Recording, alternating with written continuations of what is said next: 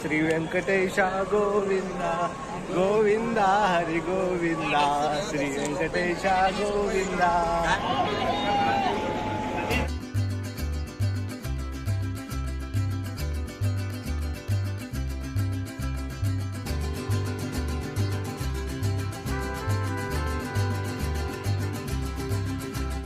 साडेतीन तासापासून आम्ही स्टेशनवर बसलेलो आहोत आणि कुठे जायचे काय जायचे काही माहिती नाही.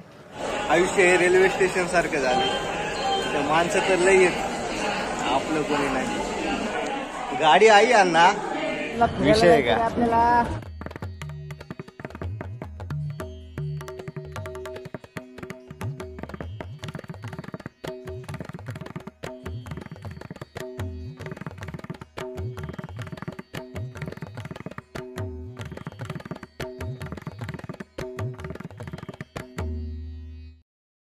पाऊलवाट या मराठमोळ्या चॅनलवर तुमचे खूप खूप स्वागत.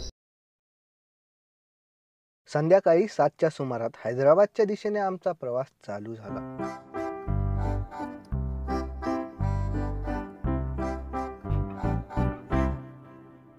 रात्री आमचा प्रवास चालू होता. गाढ झोपेतील अनेक अनोळखी गावे मागे टाकत आमची गाडी भरधाव वेगाने धावू लागली.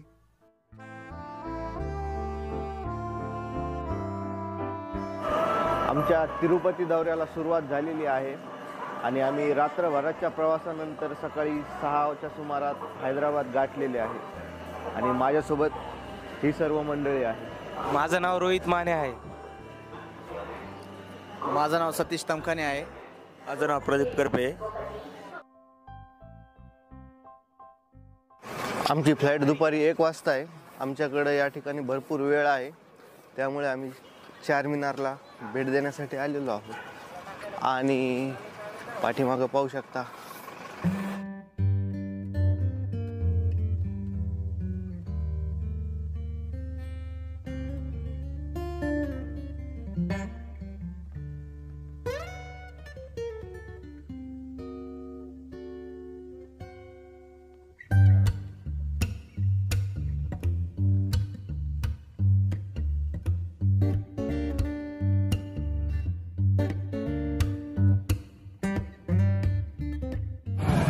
हैदराबादमध्ये सकाळ आणि आपल्यासमोर चारमिनार आणि निमराची चहा. दिवस कसा एकदम खतरनाक गेल्याशिवाय राहणार नाही. विषय का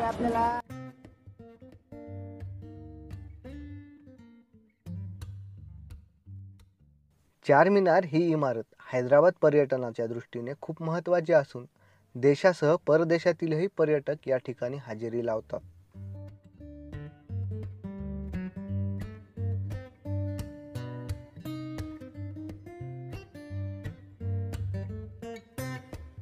मुसा नदी किनारी असणाऱ्या चारमिनारचा भारतातील 10 प्रमुख ऐतिहासिक स्मारकांमध्ये समावेश करण्यात आला आहे.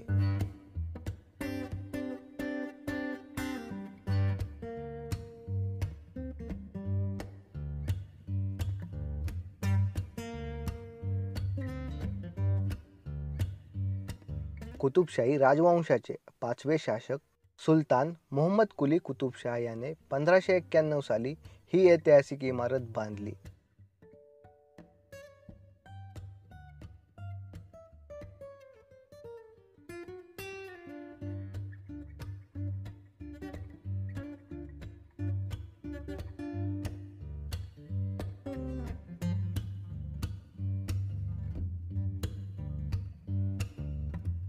भव्य अशा चारमिनारची उंची 48 मीटर एवढी आहे व या वास्तूमुळे हैदराबाद या शहराला आंतरराष्ट्रीय स्तरावर ओळख मिळाली असे म्हटले तर वावगे ठरू नये. चारमिनारच्या निर्मितीत इंडो इस्लामिक वास्तुशैलीचा वापर करण्यात आला आहे. शिवाय फारसी वास्तुशिल्प सुद्धा आढळतात. चारमिनार या वास्तूला 2010 मध्ये युनेस्को वर्ल्ड हेरिटेज साइटचा दर्जा मिळाला आहे. चारमिनारला भेट दिली. आता मेट्रोने आम्ही फिरण्याचा विचार केलेला आहे आणि कुठे जायचे काय जायचे काही माहिती नाही. फक्त मेट्रो ट्रेननं प्रवास करायचा एवढंच आमचं ध्येय आहे आणि आम्ही आता मेट्रो स्टेशनवर जात आहोत. चारमिनारच्या सर्वात जवळील रेल्वे स्टेशन हे उस्मानिया मेडिकल कॉलेज आहे. तर आम्ही त्या दिशेने जात आहोत. तर चला मग. चला.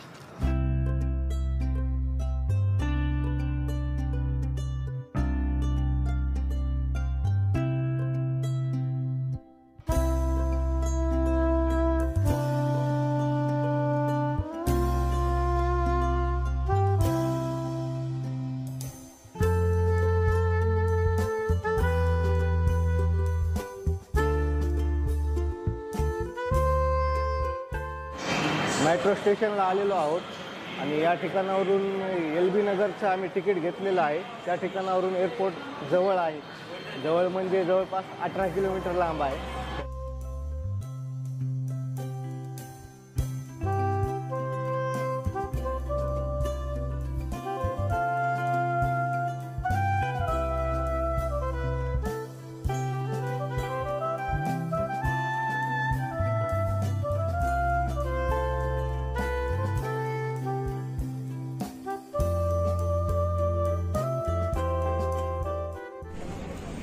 सध्या आम्ही मेट्रोमध्ये आलेलो आहोत आणि या ठिकाणी DSLR कॅमेऱ्याने शूट करण्याची परमिशन नाही आहे. त्यामुळं हे शूट जे होतं ते मोबाईलमध्ये होत आहे आणि मेट्रोच्या प्रवासाचा आम्ही आनंद घेतो.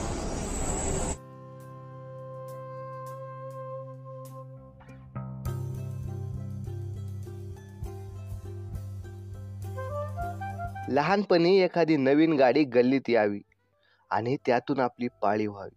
मग कसं आपल्या आनंदाला पारा वार उरत नाही. सेम तशीच गत आमची झाली होती.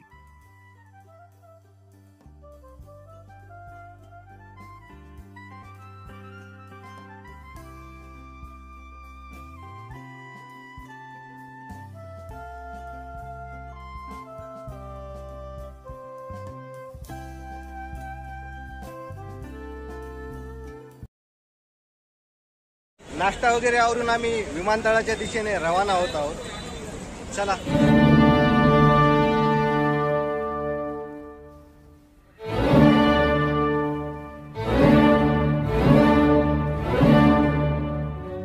राजीव गांधी आंतरराष्ट्रीय विमानतळाच्या पार्किंग पासून विमानतळापर्यंत मोफत बस सुविधा उपलब्ध आहे. जवळपास 2 किलोमीटर एवढे हे अंतर असावे.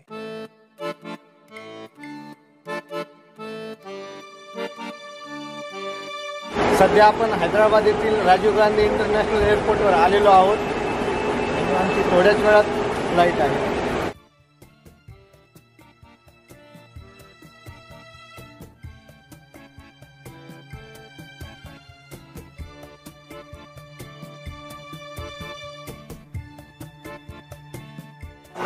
विमानतळामध्ये आम्ही एंट्री केलेली आहे आणि या ठिकाणी आमची भरपूर चेकिंग झालेली आहे. आता आमचा पाठीमाग विमान आलेलं आहे आणि आम्हाला एक 15 मिनिटांमध्ये मध्ये सोडणार आहे. मध्ये कॅमेरा अलाउड आहे का नाही माहिती नाही, ते आपण पुढे पाहू. कॅमेरा अलाउड असेल विषय का भारी भारी शूट करू एकदम आपण.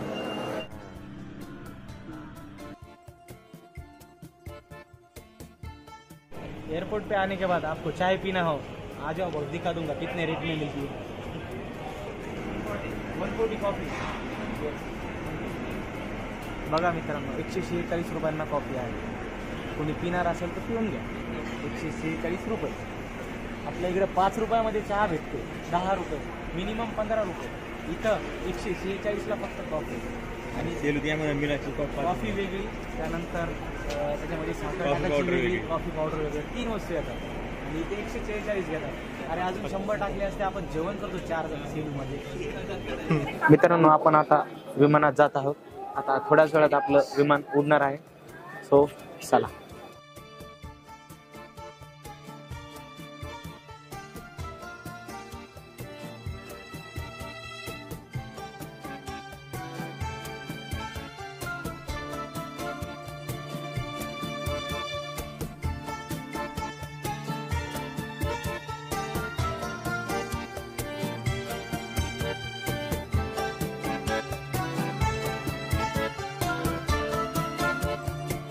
सध्या आपण विमानामध्ये येऊन बसलेलो आहोत आणि थोड्याच वेळात आपले विमान उडेल. आणि मला विंडो सीट तर मिळाली नाही, मी समोर रिक्वेस्ट केलेली आहे. ते म्हणले जर एखादं पॅसेंजर कमी आलं तर तुम्हाला विंडो सीट देऊ. बघू आपलं नशीब कसं आहे.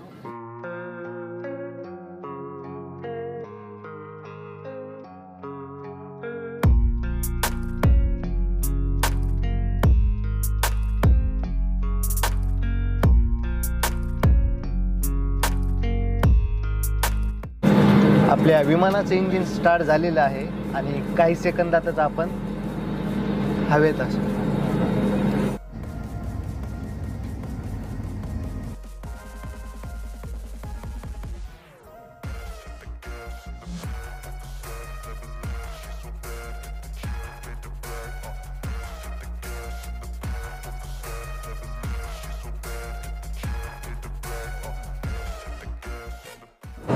जर या ठिकाणी तुम्हाला विमान सहन होत नसेल तर तुमच्यासाठी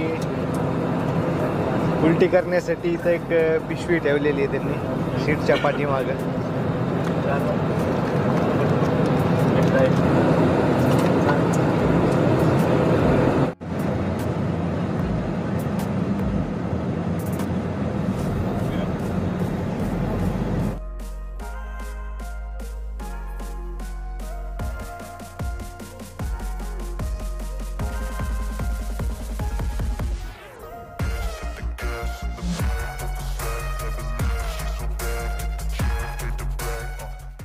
सध्या आपलं विमान असं होतं, असं झालंय आणि आता खाली उतरत आहे.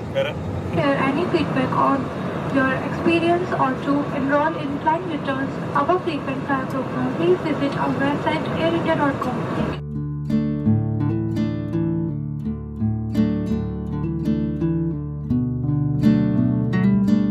चला तर मित्रांनो, आपण आता एक तिरुपती एअरपोर्टवर पोहोचलेलो आहोत. आता आपल्याला बाहेर जाऊन तिरुमलासाठी एक टॅक्सी करायची आहे.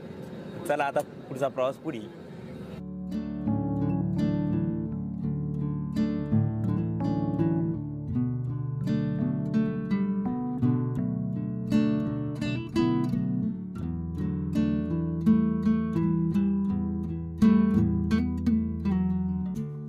तिरुपती एअरपोर्टच्या बाहेर आलेलो आहोत आणि आता आपल्याला तिरुमला येथे जायचे आहे. तर पाहूया पुढे मार्ग कसा आहे. सध्या आपण तिरुपतीवरून तिरुमला जात आहोत आणि बसनं जात आहोत.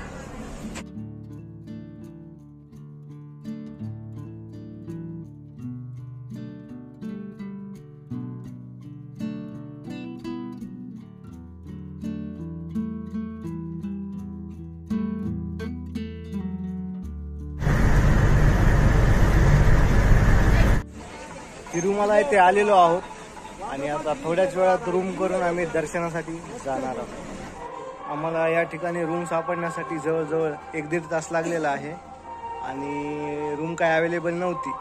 तर आपल्या मराठवाड्यातील लोहा या गावचे काही मुलं आलेले होते, त्यांच्याकडून आम्हाला या ठिकाणी रूमचा जुगाड झालेला आहे आणि आता या ठिकाणी आम्ही फ्रेश होऊन मंदिराच्या दिशेने प्रस्थान करत आहोत. पाहू दर्शनासाठी किती वेळ लागतो.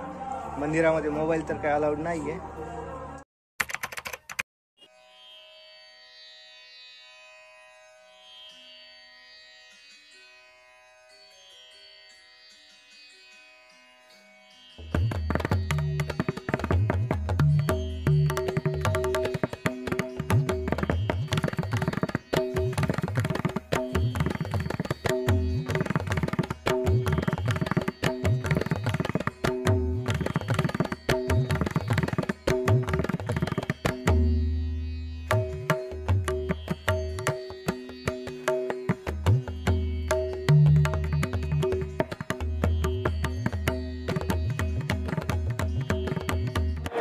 कसा वाटला टाइमलॅप व्हिडिओ?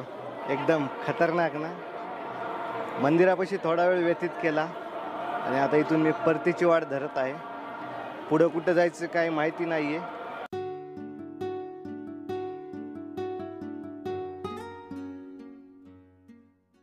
एकदा भृगु ऋषी भगवान विष्णूंना भेटण्यासाठी वैकुंठात गेले.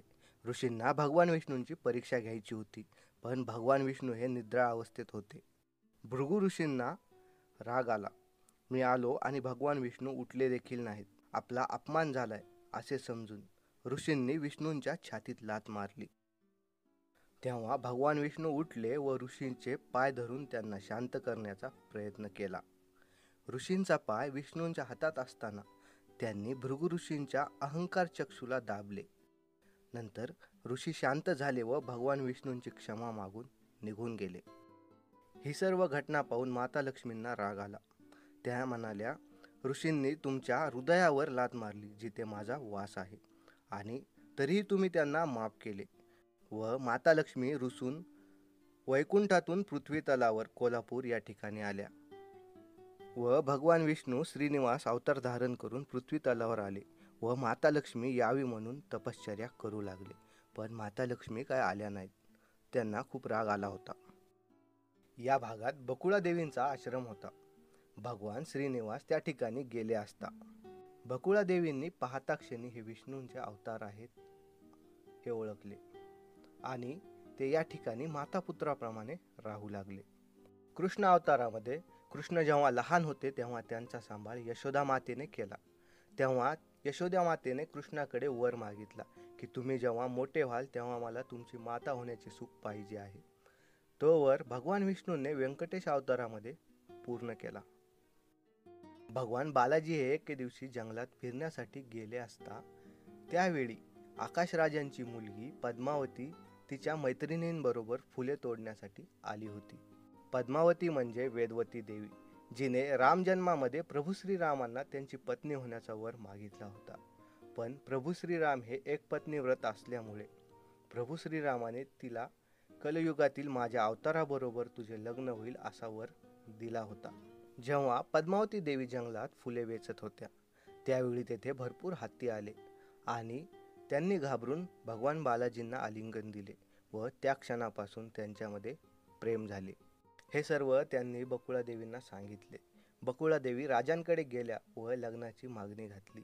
राज्यातील ऋषीमुनींशी चर्चा करून राजाने लग्नाला परवानगी दिली.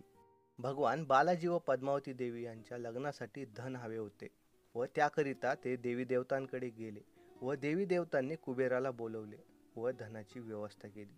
यावर भगवान बालाजी कुबेराला म्हणाले की तुमचे हे कर्ज मी कलियुग संपेपर्यंत व्याजासकट फेडून टाकेन. मंदिराच्या कुंडीमध्ये टाकलेले दान हे आपोआप काही प्रमाणात कमी होते व ते कुबेराकडे जाते अशी मान्यता आहे. बालाजी मंदिर समोर हे छोटेसे मार्केट आहे. आता या ठिकाणी थोडीशी खरेदी करून आम्ही खाली तिरुपतीच्या दिशेने रवाना होणार आहोत. तर पाहूया हे मार्केट.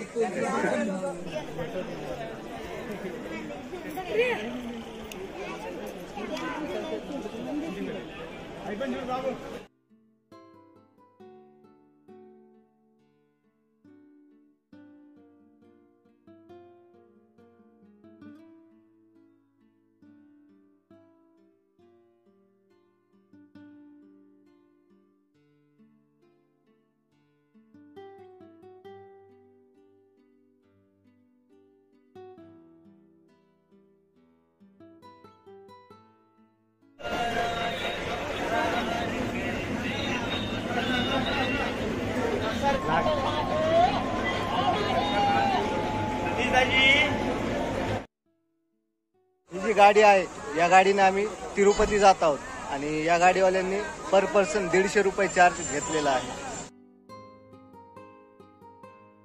तिरुमलापासून ते पुष्पाभाऊच्या गावापर्यंतचे अंतर केवळ 1 तासाचे. अतिशय थरारक असा मार्ग. रस्त्याच्या एका बाजूला उंचच उंच डोंगर तर दुसऱ्या बाजूला खोलच खोल दरी.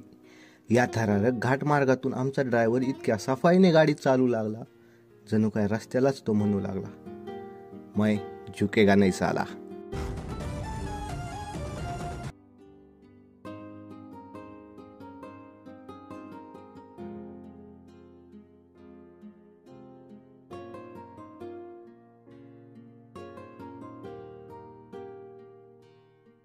तिरुमलावरून तिरुपती येथे आलेलो आहोत. आता गोविंदराजचे दर्शन घेऊन रेल्वेमध्ये बसणार आहोत.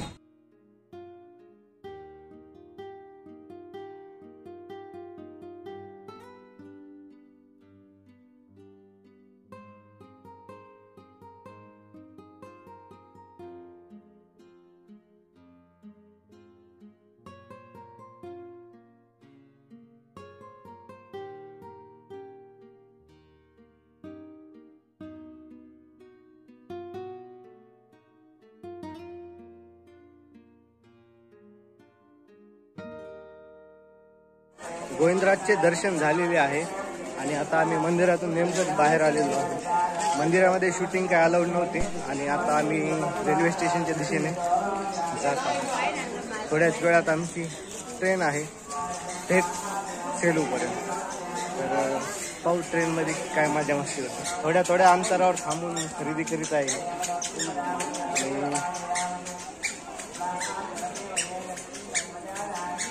100 म्हणाले 50 पर्यंत दिलं तर घे. 100 रुपये म्हणताय ते आणि फुल बार्गेनिंग चालू आहे इकडं. 100 रुपयाला एक सांगितली होती, आम्ही 100ला 2 घेतले.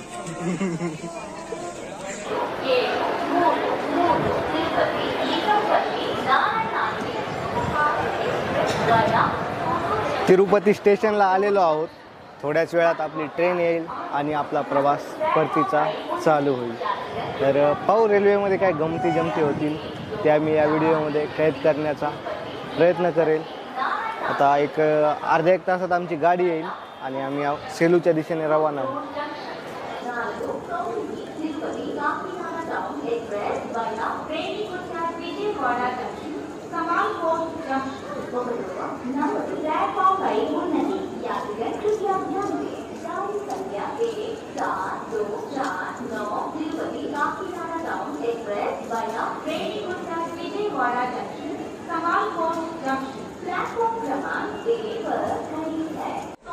तर मित्रांनो, जवळजवळ 3 तास झाला आम्ही या स्टेशनवर थांबलेलो आहोत आणि आमच्या गाडीचा टाइम होता 9. आता 10 वाजलेले आहेत आणि आमची गाडी 11:30 वाजता येणार आहे.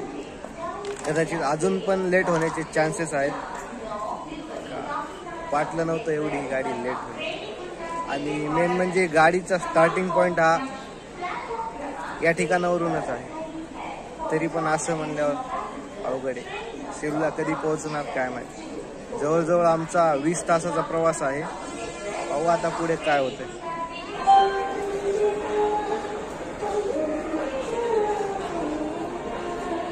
झालं का आम्हाला टाकल्या. देखिए हमारी क्या हालत हो गई है. रात्रीचे 12 वाजलेले आहेत आणि आम्ही स्टेशनच्या बाहेर आलेलो आहोत आणि गाडी 1:30 वाजता येणार आहे. मला ऑटो उडत होता व्हिडिओच्या नादात.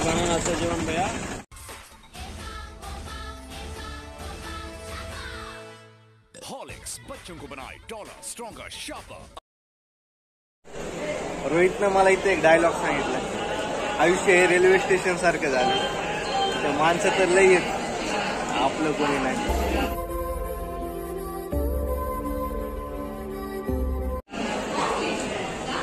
असो.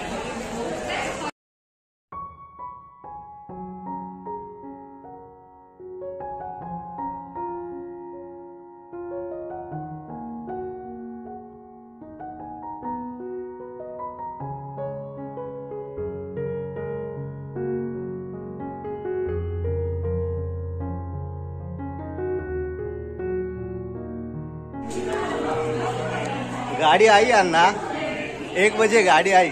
अभी 1 घंटा रुकने वाली है और फिर यहाँ से निकलने वाली.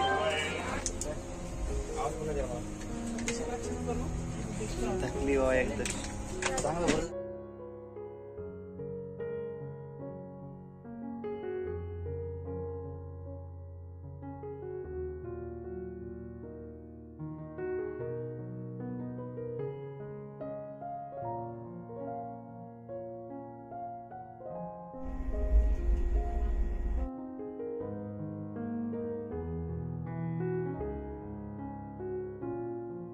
किती तासानंतर चहा भेटली.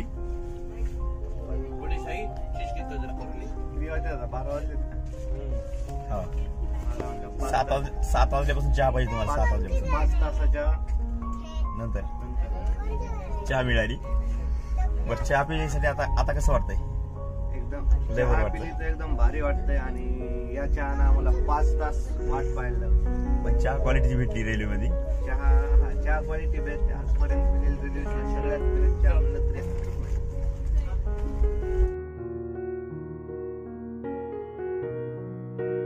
कृष्णा नावाचं गाव आहे, इथे गाडी थांबली होती, आता निघाली आहे. तर चला.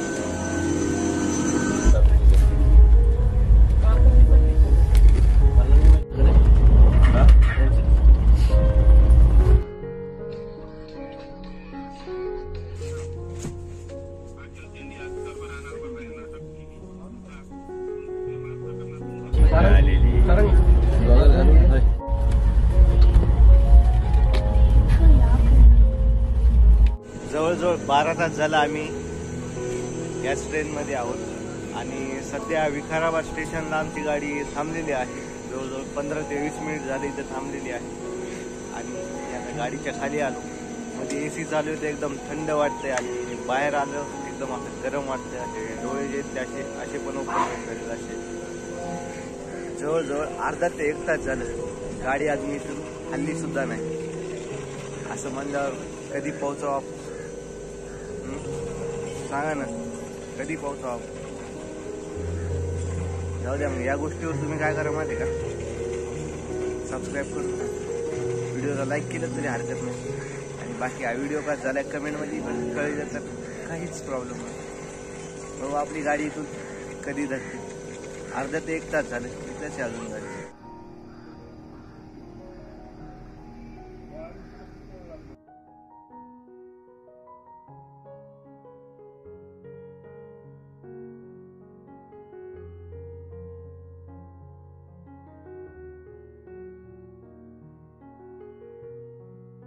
जवळजवळ 1-1.5 तासानंतर आपली गाडी इथून पुढे रवाना झालेली आहे.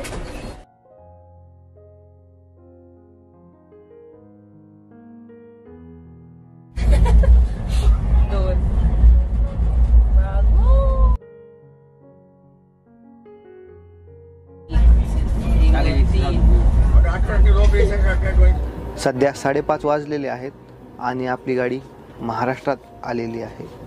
आता काही वेळातच आम्ही आमच्या गावी पोहोचू आणि या व्हिडिओचा शेवट होऊन जाईल.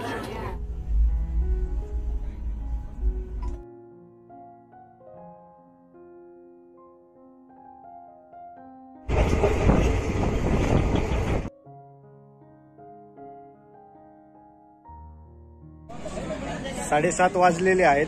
आमची गाडी परळीमध्ये आलेली आहे आणि आम्ही चहा पिण्यासाठी स्टेशनच्या बाहेर आलेलो आहोत. या ठिकाणी गाडीचं इंजिन बदलतं, त्यामुळे गाडी 15-20 मिनिट थांबते. तर आम्ही ही रिस्क घेतलेली आहे.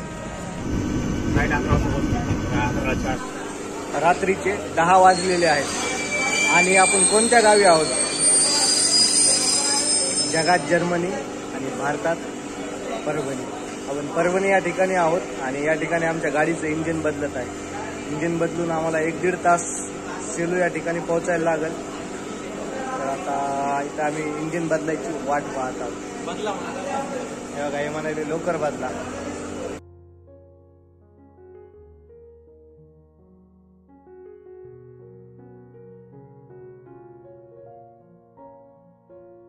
फायनली आपण सेलू गाठलेले आहे आणि एखादी गाडी लेट किती होती? 1 तास 2 तास. आमची गाडी 7 तास लेट होती. बाकी व्हिडिओ कसा झाला यांना विचारा. गोविंदा गोविंदा.